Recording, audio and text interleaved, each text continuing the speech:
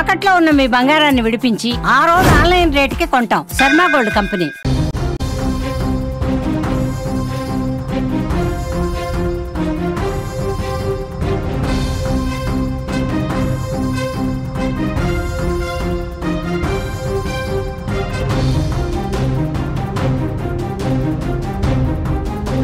So తెలంగాణలోని అనేక జిల్లాల్లో భారీ వర్షాలు కురుస్తున్నాయి. ముఖ్యంగా ఉమ్మడి ఖమ్మం జిల్లాలో ఒక్కసారిగా మున్నేరు వాగు మళ్ళీ పోటెత్తింది. గత ఏడాది ఇదే మున్నేరు వాగు వల్ల చాలామంది ఇబ్బందులు పడ్డారు. మళ్ళీ ఇప్పుడు అలాంటి పరిస్థితే వచ్చేటువంటి అవకాశం ఉందా? అయితే ఇదే మున్నేరు వాగులో కొంతమంది పశువుల కాపర్లు చిక్కుకుపోయారు. ఉదయం వెళ్ళినటువంటి పశువుల కాపర్లు ఒక్కసారిగా వాగు మధ్యలో ఉన్నటువంటి సమయంలో వరద పోటెత్తింది. వరద నీటి మధ్యలో చిక్కుకుపోయినటువంటి ఈ 5 మంది కూడా గేదెలను కాసేటువంటి ఈ 5 మంది పశువుల కాపర్లు స్థానికంగా ఉన్నటువంటి కుటుంబ సభ్యులకు సమాచారం ఇచ్చారు. ఆ వెంటనే అక్కడ ఉన్నటువంటి వారి ఫ్యామిలీ మెంబర్స్, అక్కడ ఉన్నటువంటి అధికారులకు, స్థానిక తహసీల్దార్లకు, అలాగే పోలీసులకు కూడా ఇన్ఫర్మేషన్ ఇవ్వడంతో వెంటనే హుటాహుటిన అక్కడకు అధికారులు చేరుకోవడం జరిగింది. అయితే ఇవాళ సాయంత్రం కొన్ని గంటల తర్వాత వరద ఉధృతి ఉన్నప్పటికీ కూడా రెస్క్యూ టీమ్ అక్కడికి రావడం జరిగింది. ఎన్డీఆర్ఎఫ్ బృందం అక్కడికి రావడం జరిగింది. ఒక స్పెషల్ బోట్ నేరుగా ఒక సాహసోపేతంగా ఎదురుగా వస్తున్నటువంటి ఉధృతంగా ప్రవహిస్తున్నటువంటి వరదలో సైతం కూడా కొంతమంది గజ ఈతగాళ్ళు అక్కడికి వెళ్ళడం జరిగింది. అక్కడ వరదలో చిక్కుకుపోయినటువంటి 5 మందిని కూడా చాలా సాహసోపేతంగా వారందరూ కూడా రెస్క్యూ చేసి ఆ 5 మందిని సేఫ్గా ఒడ్డుకు తీసుకొచ్చారు. వీరందరూ కూడా చింతగాని మండలానికి సంబంధించినటువంటి ఓ గ్రామానికి సంబంధించినటువంటి వ్యక్తులు. ప్రస్తుతం మనతో పాటు ఉన్నారు చింతగాని మండలానికి సంబంధించినటువంటి తహసీల్దార్. సార్ నమస్తే. కరుణాకర్ రెడ్డి గారు. వీటిని యాక్చువల్లీ సాయంత్రం టైంలో మాకు సమాచారం వచ్చిన వెంటనే మేము హుటాహుటిన అక్కడికి వెళ్ళి మా జిల్లా అధికారులకు తెలియజేసి ఎన్డీఆర్ఎఫ్ బృందము సహకారంతో బయటికి తీసుకురావడం జరిగిందండి క్షేమంగా. ఓకే, ఇప్పుడు ఈ చిన్న మండలంలో ఏ ప్రాంతాలు ఈ వాగు వల్ల ఇబ్బంది పడుతుంది సార్?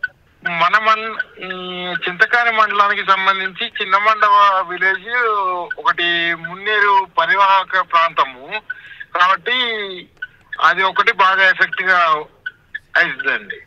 ఓకే, వెంటనే సమాచారం తెలుసుకున్నటువంటి డిప్యూటీ సీఎం స్థానిక ఎమ్మెల్యే బట్టి విక్రమార్క గారు కూడా వెంటనే స్పందించారు. ఢిల్లీలో ఉన్నా కూడా ఆయన చాలా బిజీగా ఉన్నా కూడా వెంటనే అక్కడ చిక్కుకుపోయినటువంటి బాధితులను వెంటనే రక్షించాలనేటువంటి ఆదేశాలు కూడా ఇచ్చారని సమాచారం ఉంది. ఏమంటారు? అవునండి, వారు ప్రతి హాఫ్ అన్ అవర్కి ఒకసారి ఆ సమాచారం మా నుంచి తెలుసుకొని వారి పర్యవేక్షణ కూడా పూర్తిగా ఉందండి. ఓకే, మీకు ఎన్ని గంటలకు సమాచారం ఇస్తే మీరు అక్కడికి స్పాట్కి ఎన్ని గంటలకు వెళ్ళారు? అలాగే ఎన్డీఆర్ఎఫ్ బృందాలు ఎన్ని గంటలకు రావడం జరిగింది?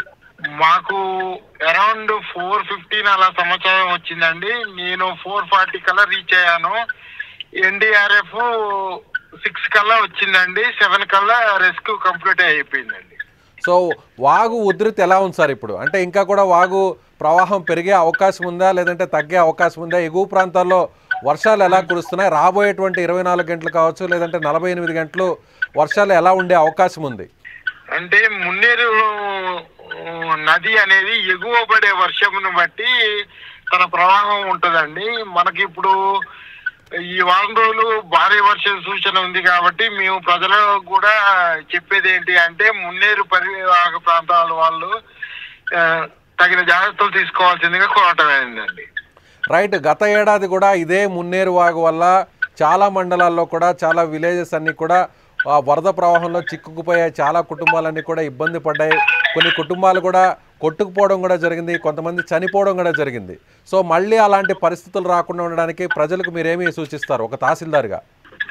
లాస్ట్ సారి అంటే మనకు అన్ఎక్స్పెక్టెడ్ గా క్లౌడ్ బరస్ట్ వల్ల భారీ వర్షం ఒక్క నైట్ లో రావడం జరిగిందండి.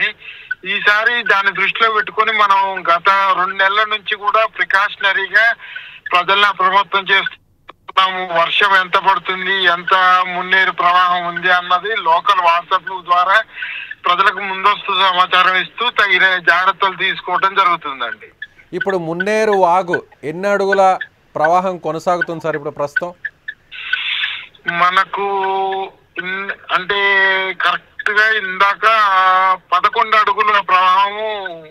అంటే ఇప్పుడు ఈ 5 మంది చిక్కుకుపోయినటువంటి గేదె కాపర్లందరూ కూడా పశువుల కాపర్లు వాళ్ళు అక్కడ చిక్కుకున్నటువంటి సమయంలో ఒక్కసారిగా వరద ఎన్ని అడుగుల ఉధృతితో అక్కడికి రావడం జరిగింది? క్రమేణా ఎన్ని అడుగుల నుంచి ఎన్ని అడుగుల వరకు ఆ వరద ప్రవాహం పెరగడం జరిగింది? సుమారుగా వాళ్ళు అక్కడ చిక్కుకున్నప్పుడు మనకు 9 అడుగుల దాకా ఉందండి. తర్వాత క్రమేపీ 11 అడుగుల దాకా పెరిగింది. ఏదైతే మేము రెస్క్యూ చేసే టయానికి 11 అడుగులు ఉంటుందండి. ఓకే, ఎమ్మెల్యే గారికి అలాగే స్థానిక ఎమ్మెల్యే గారికి డిప్యూటీ సీఎం భట్టి గారికి ఈ సమాచారం ఎప్పుడు తెలిసింది? ఆయన వెంటనే ఎప్పుడు రెస్పాండ్ అయ్యారు? ఆయన ఎలాంటి ఇన్స్ట్రక్షన్స్ మీకు ఇవ్వడం జరిగింది?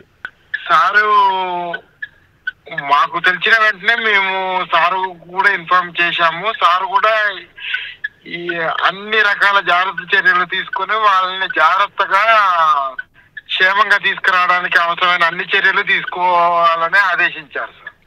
Right sir, thank you sir, thank you.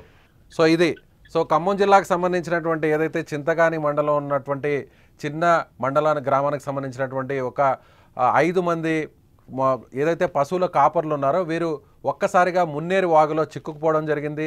11 గంటలకు అక్కడికి వెళ్ళిన వారు ఒక్కసారిగా వాగు దాదాపుగా 8 అడుగుల ఎత్తుతో ప్రవాహంతో రావడంతో వాగు మధ్యలో ఉన్నటువంటి ఒక గడ్డ మీద నిల్చుకొని వీరు ప్రాణాలని బిక్కుబిక్కుమంటూ కూడా కాపాడుకునేటువంటి ప్రయత్నం చేశారు. వెంటనే ప్రభుత్వం స్పందించింది.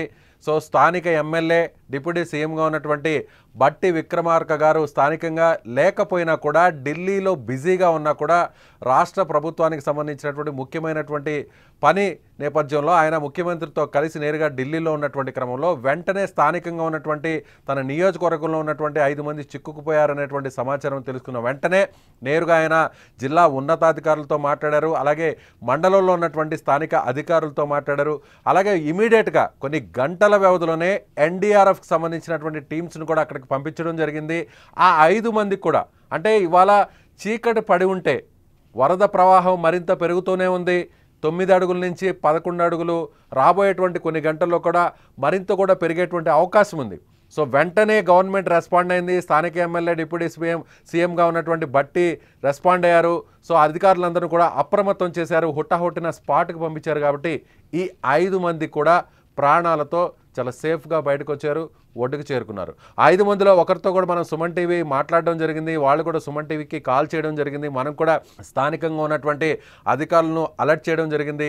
మనకు సంబంధించి కూడా ఎప్పటికప్పుడు అక్కడ ఉన్నటువంటి వారితో కూడా మాట్లాడుతూ అధికారులను కూడా మనం కోఆర్డినేట్ చేసినటువంటి పరిస్థితి. సో 5 మంది లక్కీగా గవర్నమెంట్ అలర్ట్ అవ్వడం, అధికారులు కూడా వెంటనే రెస్పాండ్ అవ్వడం, ఇవన్నీ ఇమీడియట్గా చేయడం వల్ల 5 మంది ఇప్పుడు సేఫ్గా బయటకు వచ్చారని చెప్పాలి. సో మీరేమనుకుంటున్నారు? గవర్నమెంట్ తీసుకున్నటువంటి ఇమీడియట్గా స్పందించినటువంటి విధానం, అధికారులు ఇమీడియట్గా స్పందించి పని చేసినటువంటి విధానం, రెస్క్యూ చేసినటువంటి విధానంపై మీ అభిప్రాయాన్ని కామెంట్ బాక్స్లో తెలియజేయండి.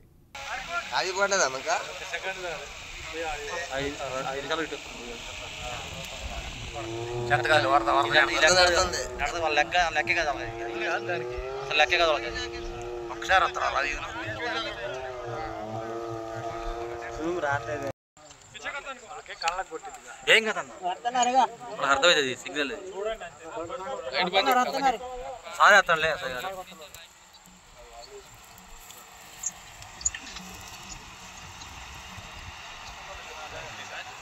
అటు రావాలా ముందు రావాలా